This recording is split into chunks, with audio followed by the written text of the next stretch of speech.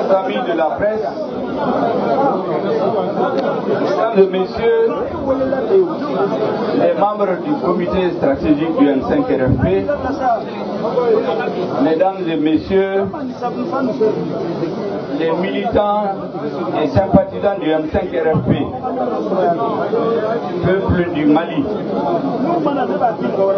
Je voudrais, au nom de tous les membres du comité stratégique, vous remercier d'avoir fait massivement le déplacement pour venir écouter les messages de notre mouvement. Je voudrais commencer par avoir une pensée pieuse pour nos camarades qui ont perdu la vie au cours de cette lutte. Je voudrais aussi avoir une pensée pour nos militants qui ont été de façon expéditive arrêtés, jugés, condamnés. Et leur dire, comme j'ai l'habitude de le répéter, qu'ils sortiront bientôt des geôles du régime d'Ibrahim Boubacar Keïta pour rejoindre le peuple malien, pour rejoindre les forces de l'avenir.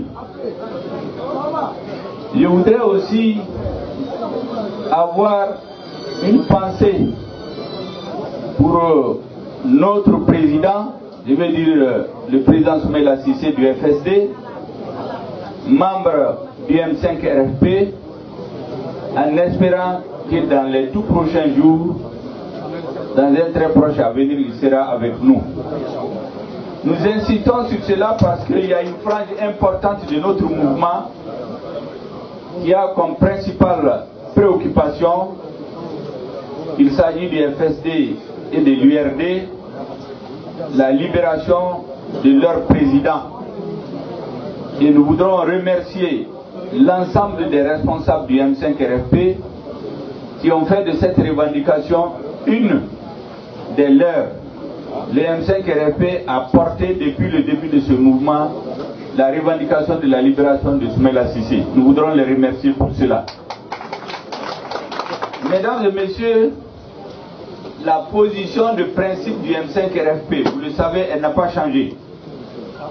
Dès le départ, c'est la démission d'Ibrahim Boubacar Keïta et de son régime. Le régime oligarchique et plutocratique a mis notre pays en coupe réglée et l'a quasiment pris à la gorge. Et c'est pour défaire le joug de cette oligarchie que nous nous sommes constitués. Et notre but, Inch'Allah, il sera atteint parce que le peuple se reconnaît dans cette lutte. Nous avons dit ici, il y a quelques jours, lorsque nous avions rencontré le médiateur de la CEDEAO, qui a souhaité que nous rencontrions Ibrahim Boubacar Keïta, le M5 RFP a posé un certain nombre de conditions sur lesquelles je reviens pour ceux qui ne l'ont pas encore appris. Nous avons dit qu'il faudrait au préalable que des excuses publiques soient présentées à notre autorité morale, l'imam Mahmoud Dicko, pour les propos diffamatoires qui ont été détenus contre lui au dernier sommet des chefs d'État. Nous avons dit aussi que les forces antiterroristes qui ont été utilisées contre notre peuple dans les rues, dans les lieux de culte, il faut que ceux qui sont responsables de ces tueries et leurs complices soient identifiés et traduits devant les tribunaux nationaux et internationaux. Vous savez que au moment où ils tiraient sur la mosquée de l'imam Dicko, ils ont été filmés en réalité. Il nous est revenu qu'il y avait une caméra qui filmait et ces forces antiterroristes, vous savez qu'il y en a plusieurs composantes, il y en a dans les différents corps. Ce que nous savons, c'est que ceux qui sont venus tirer dans la mosquée de l'imam Dicko et dans la rue, ils étaient habillés en tenue noire. Entre eux, ils savent qui est habillé en tenue noire. Et nous demandons au régime, nous exigeons que ceux qui ont donné l'ordre, les complices, soient identifiés arrêté pour être traduit devant les tribunaux. C'est une des conditions pour que nous puissions engager quelques dialogues, que ce soit avec Ibrahim Boubacar Keïta. Nous avons aussi dit que nos militants qui sont arbitrairement jugés de façon expéditive et condamnés doivent être libérés définitivement. Une fois ces trois conditions remplies, le M5 RFP est prêt à rencontrer Ibrahim Boubacar Keïta pour discuter des conditions du départ, de son départ et de son régime, pour que nous rentrons dans une période de transition pacifique, ordonnée, pour que notre peuple puisse retrouver le chemin de l'honneur, le chemin de l'unité, le chemin de l'intégrité territoriale, le chemin d'une vraie démocratie. Mesdames et messieurs, vous aurez constaté ces derniers jours et de tout le temps le paradoxe dans le discours de ce qu'on appelle la communauté internationale. Partout où les peuples se sont levés contre les pouvoirs qui gèrent mal, la communauté internationale pour la plupart les a soutenus. Nous nous rappelons de ce qui s'est passé en Tunisie, en Égypte, en Algérie et depuis quelques jours au Liban. Nous avons entendu un président d'un grand pays soutenir les Libanais qui sont dans la rue contre la mauvaise gestion de leur État. Nous avons vu depuis 24 heures un autre pays d'Europe de l'Est où les populations sont sorties pour contester le président. À notre grande surprise, même une réunion spéciale des chefs d'État de l'Union européenne est convoquée à l'effet de soutenir le peuple qui est dans la rue contre un régime qu'il considère mauvais gestionnaire. Regardez vous-même, 2 poids 2 mesures. Notre pays, notre mouvement fait face à un régime dont les limites, la mauvaise gestion, la corruption, l'impunité, le caractère oligarchique et plutocratique sont établis.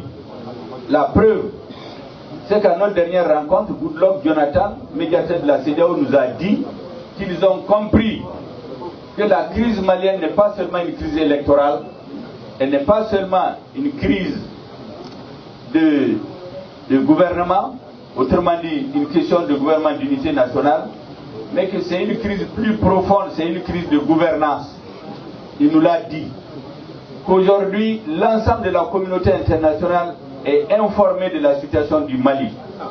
La CEDEAO, l'Union africaine, l'Union européenne, les pays membres du Conseil de sécurité. Et alors, quelle conclusion on tire? La conclusion qu'on tire, c'est de donner raison à M5 RFP. Mais, curieusement, ce qu'on admet pour les autres peuples, on le refuse pour le peuple malien. Eh bien, notre autorité morale a dit, et je reviens là-dessus, ça doit être notre slogan, nous sommes un peuple debout, nous sommes un peuple fier. Notre peuple préfère mourir en héros, en martyr, que de se coucher à plat ventre et mourir en traître. La lutte du peuple malien doit aboutir à la démission de ce régime dont l'incompétence et le caractère plutocratique et oligarchique sont reconnus aujourd'hui par l'ensemble des partenaires du Mali. Donc tous les repratages juridiques, les arrangements politico-institutionnels n'y feront rien. Ce régime, le peuple malien le chassera et nous l'avons dit, il le renverra dans les poubelles de l'histoire. Tous ceux qui sont du côté de son régime, nous les invitons à regagner le bon côté de l'histoire. Le bon côté de l'histoire, c'est le côté du peuple malien, c'est le côté du M5 RFP. Nous savons qu'il y a beaucoup qui hésitent encore. Des Maliens de bonne foi. La majorité silencieuse, qui pour diverses raisons ne veut pas se mêler des conflits politiques. Nous invitons cette majorité silencieuse à sortir massivement pour renforcer les différentes manifestations dont le programme sera décliné tout de suite à partir de demain, à Bamako, à Kati, les jeudis par les femmes qui vont manifester, et le vendredi par un grand rassemblement patriotique sur l'ensemble du territoire national et dans la diaspora. Suivi d'un sit-in qui va continuer jusqu'au dimanche à 8 h. Voilà le programme qui sera décliné. C'est un programme dense et intense. Nous demandons à tous les jeunes du Mali qui ont des motos de sortir pour vous joindre à la jeunesse du M5RFP à partir de demain.